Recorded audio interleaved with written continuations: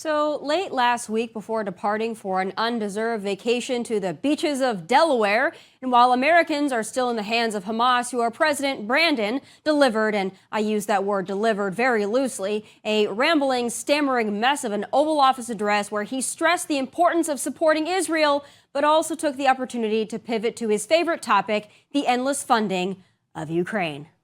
On Ukraine, I'm asking Congress to make sure we can continue to send Ukraine the weapons they need to defend themselves and their country without interruption, so Ukraine can stop Putin's brutality in Ukraine.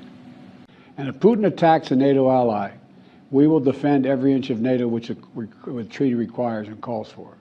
We'll have something that we do not seek.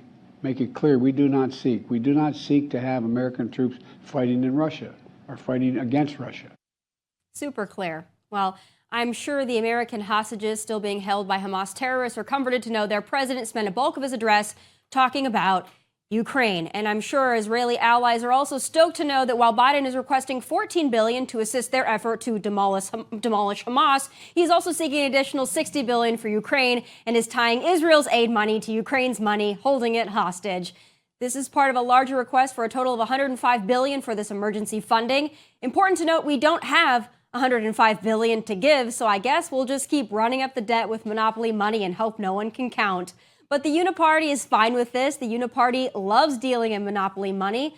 That aside, I'm still unsure how we're going to combat terrorism or tyranny anywhere against anyone when right here in the USA, we've got hordes of college students supporting Hamas and jihad sympathizers ripping down photos of missing and or kidnapped Israelis. It's really a sick sight to behold. Oh, and then you add that to our wide open southern border. 18 people on the terror watch list in September alone, and those are the ones they caught. We've put our country behind the 8 ball, and Republicans, well, they aren't much better than the Democrats, if we're being honest. The sabotage of Jim Jordan last week is proof, and I'm sure Byron Donalds is next. The Uniparty strikes again, and guess what? They'll probably get away with it. Joining me now with her analysis of all of this is Fox News contributor Sarah Carter. Sarah, I want to jump right into Israel because that's obviously the most pressing matter that we're facing right now. And I want to get your take on the United States kind of asking Prime Minister Benjamin Netanyahu to hold off on a ground invasion so we can get more humanitarian aid so they can have more time. Do you think that that is a correct thing for the United States to be requesting at this point? Well, absolutely not, Tommy. And thank you for having me on because I think this is a vitally important subject. I mean, when we're talking about requesting that the Israelis, and last night I was at an event where the Israeli ambassador to the UN, United Nations, spoke, and he gave this gut-wrenching, heart-wrenching speech where he said, it is nobody's place but Israel's place to determine how they are going to handle this. They lost so many of their citizens in this brutal, horrific attack. Hamas terrorists tearing apart children, tearing apart the elderly, raping their young, kidnapping hostages, to have the Biden administration then try to demand what the next step of Israel will be and Prime Minister Netanyahu, and then tie those demands and any aid that would be going to Israel, our greatest ally in the Middle East, to Ukrainian aid. It is fundamentally wrong. We would not allow another nation to do that to us, especially if we were attacked. Remember, let's go back to September 11th. It would be our decision how to handle that. And I thought you also brought up such an important point because you're seeing all the pieces together, Tommy, and very few people see that. But you talk about the border. It's absolutely essential that we understand that Israel is not a separate issue from the United States. We have the same issue as Israel. And one is our southern border, which we have fundamentally neglected. And I call it the unicorn party. Yes, the unicorn party. They're living somewhere in La La Land.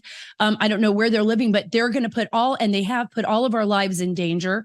I was there 2 months ago in Israel. In fact, I was in some of the kibbutz with IDF, with Israeli Defense Forces, that those kibbutz that were attacked by Hamas. And my heart breaks because I think about all the amazing people I met on my trip. I went to every single border from the northern part near Lebanon all the way to Gaza to the Egyptian Sinai border.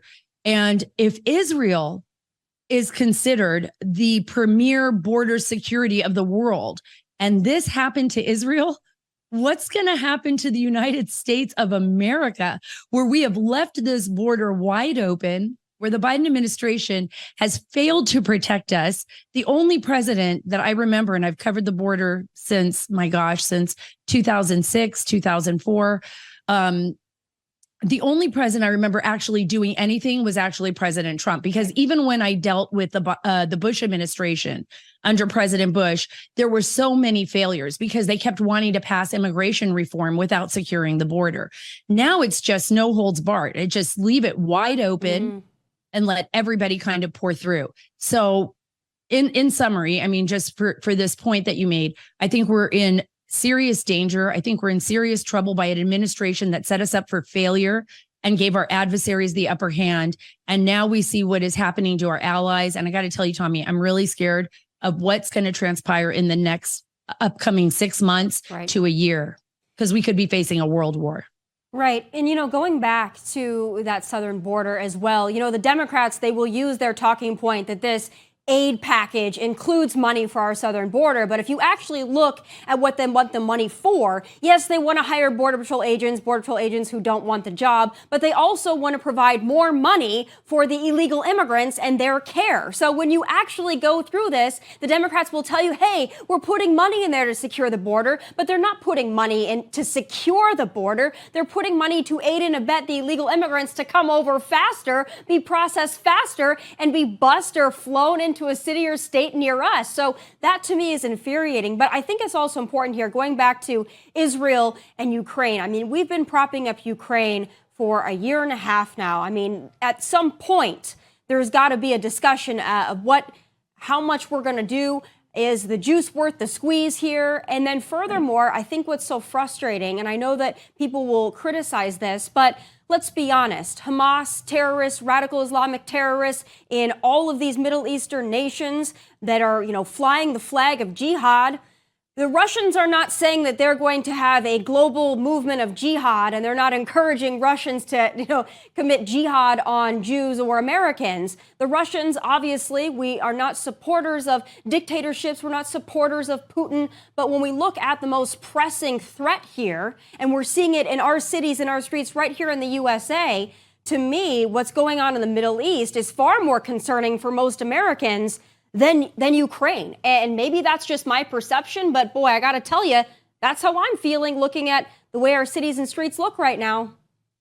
I think you're right. I think a lot of Americans are feeling the same way too. I mean, if we walk down the streets of in Kensington, in Philadelphia, our streets are overrun with fentanyl. People are calling Americans zombies. You go to Chicago, and I've been to all these places over the last year, Oakland, California, San Francisco, Los Angeles. No matter where we go, we're seeing the effects of a wide open border and a breaking point in our country right now. And I really believe we're at a breaking point. But let me put this into perspective. And I agree with you almost on everything, and in fact, on everything. But I think what happened here is that we have a president that has failed from the very beginning. He has made it clear to our adversaries, that includes Russia, that we are a weak nation, that we are going to break if they push us hard enough, that we're a paper tiger. We really have become a paper tiger. And when we left Afghanistan the way we did, when we turned over Kabul to the Afghan Taliban and to the terrorists, even the Taliban leadership was stunned. I was getting called from sources in Pakistan and in Afghanistan saying, what is going on here? How did this happen? Our State Department even turned over the list of our agents there, basically people that worked for us, worked in our military. So they handed the enemy everything, including tens of millions of dollars, 83 million is what I've been hearing, or more, of equipment that has been left behind.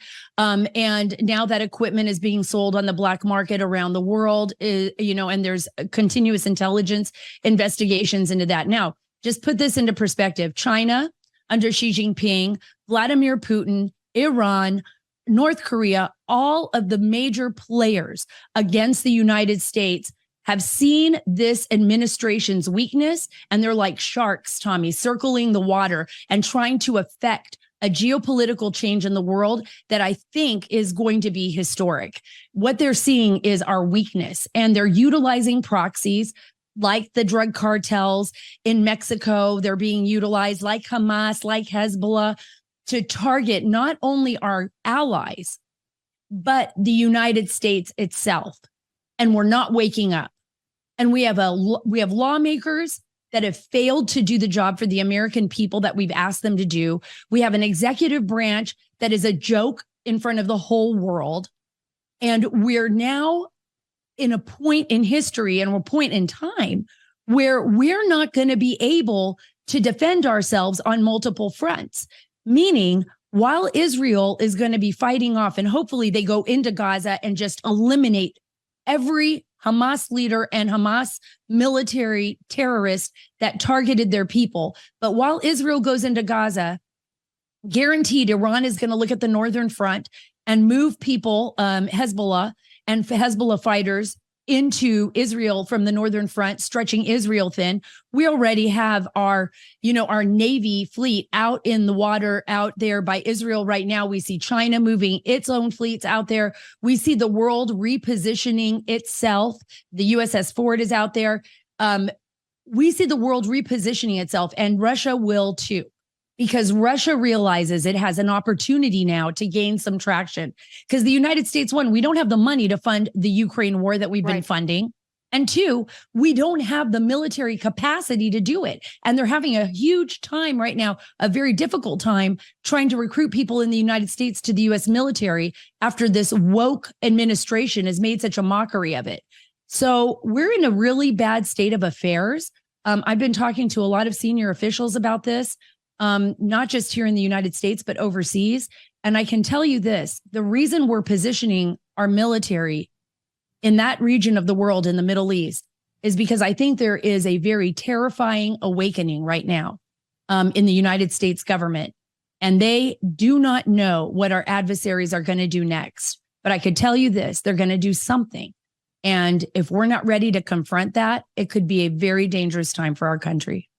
Well, another part of the problem here, and why it frustrates me that the United States would have the gall to tell Israel to delay their advancements, is because we know that the Israeli military is largely made up of civilians and reservists, and their economy, if this goes on too long, their economy is going to collapse because these people are not going to be in their day-to-day jobs. They're going to be fighting a war because they rely heavily on that in Israel. So this is, to them, they have to strike while the iron's hot. They have to do it quickly. And the fact that we're sitting here saying, no, wait, they already gave them how long for civilians to get out of Gaza? Now it's just extend it. Now send $100 million. We'll make sure it gets into the right hands. I mean, to me, that's got to be so frustrating. I don't know why we're dealing with terrorists with kid gloves and why we're expecting Israel to tiptoe around when they were given not the same coddling and comfort when their people were brutally attacked and massacred. But now they're being asked to spare civilian lives. Well, they're going into a war. They've declared a war. And I feel like people are not understanding of the reality of war, and they think that no civilian casualty is acceptable. But that's not the reality of life. And I don't know how to change the hearts and minds of people to understand what this means for Israel. No, you're absolutely right. And they were not given any opportunity to defend themselves. This was a terrorist attack. It was a brutal attack. It was barbaric. There was no words to explain when you read the stories of what happened to the people on that Saturday, that horrific day where, over 1,000 Hamas terrorists came into the country and literally tortured little children. I mean, we don't want to repeat, and maybe we should, those stories. How do you take an eye out of a child in front of their parents? How do you chop off their limbs? How do you rape young girls and brutalize the elderly? And by the way, the money that we would be sending to Gaza, guaranteed. Hamas is in control of Gaza. Hamas is in control of Gaza. In 2006, when the people of Gaza voted Hamas in, they voted in a terrorist organization that is run by the Shia Iran regime, period.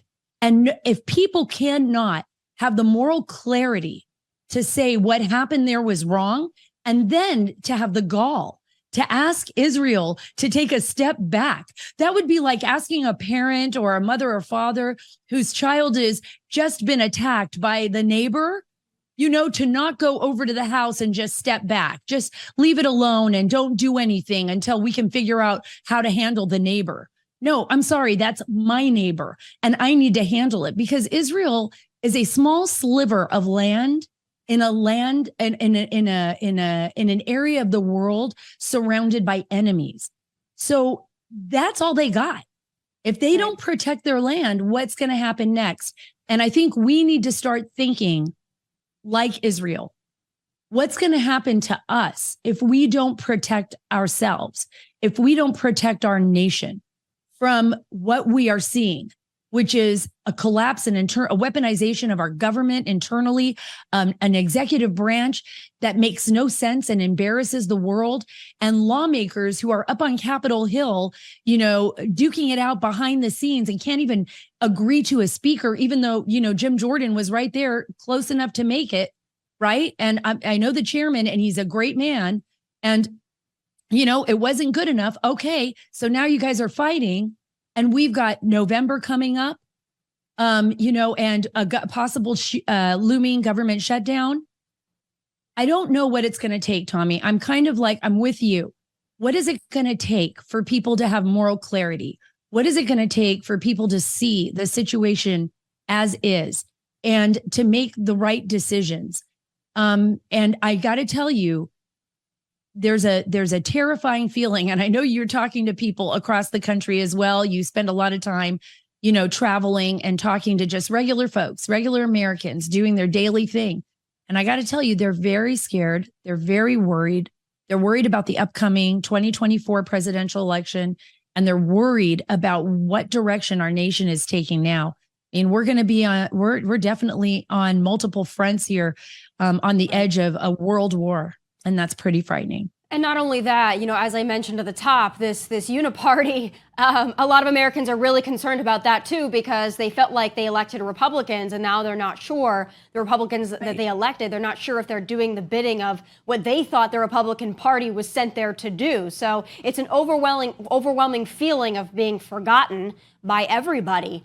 And we have an opportunity to change that in about a year's time, but it feels like there's a lot of things, pushing against the patriots of this country and the average folks out there who also want to be able to just pay their mortgage and want to be able to send their kids to school without being indoctrinated. All these little things are piling up, but I don't think Republicans have made the case that they in either in the White House or having majorities in both chambers of Congress would do any better. And that to me is the scariest part. Sarah, thank you as always. I always enjoy being on Hannity with you, seeing you out in the streets, and please be safe. I know that you're always on the ground working and interviewing, and I hope to see you soon. Me too, Tomi. Thanks a lot for having me on. Of course.